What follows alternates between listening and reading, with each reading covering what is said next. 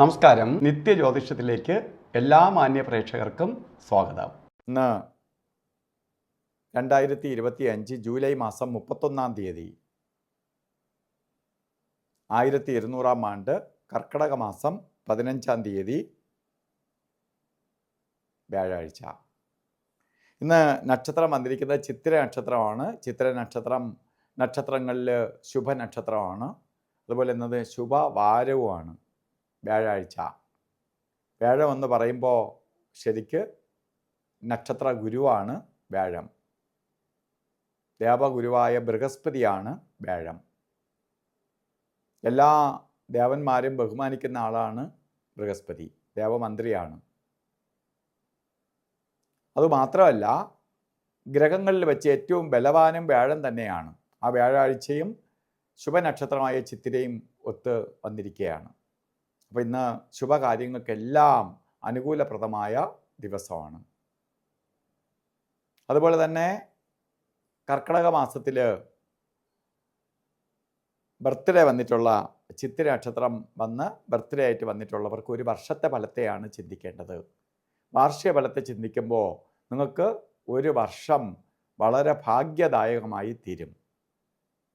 സാമ്പത്തിക പുരോഗതി, അതുപോലെ ഇറങ്ങുന്ന കാര്യങ്ങൾ വിജയത്തിലേക്ക് വരിക, പ്രശസ്തി ഉണ്ടാവും, സദ്ഗുരു സംഗമം, അതായത് നല്ല നല്ല ആൾക്കാരുമായിട്ട് സംസാരിച്ച് സംഗമിക്കാനിട വരും.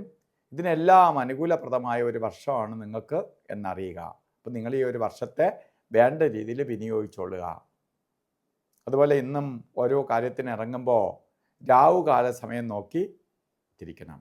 1:30 മണി മുതൽ 3 മണി വരെ എന്ന് കലണ്ടറിൽ രേഖപ്പെടുത്തിയിട്ടുണ്ടെങ്കിലും 2 മണി 4 മിനിറ്റ് തൊട്ടാണ് രാവുകാലം ആരംഭിക്കുന്നത്. 3 മണി 36 മിനിറ്റ് വരെ രാവുകാല സമയമുണ്ട്.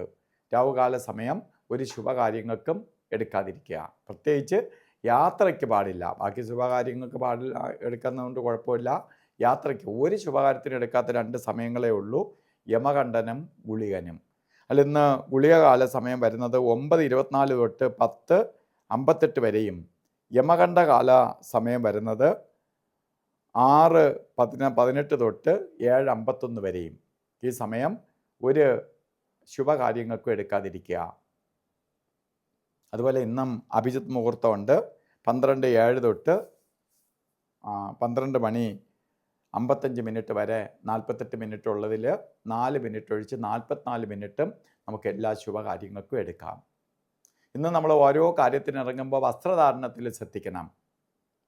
മഞ്ഞ കളറോ ഗോൾഡൻ കളറോ ആയിട്ടുള്ള വസ്ത്രമൊക്കെ ധരിച്ചു കൊണ്ട് പോകുന്നത് വ്യാഴത്തിൻ്റെ പവർ നമ്മളിലേക്ക് കൂട്ടാനും പ്രപഞ്ചത്തിൽ നിന്ന് വ്യാഴത്തിൻ്റെ എനർജി സ്വീകരിച്ച് നെഗറ്റീവ് എനർജി പുറന്തള്ളാനും സഹായിക്കും.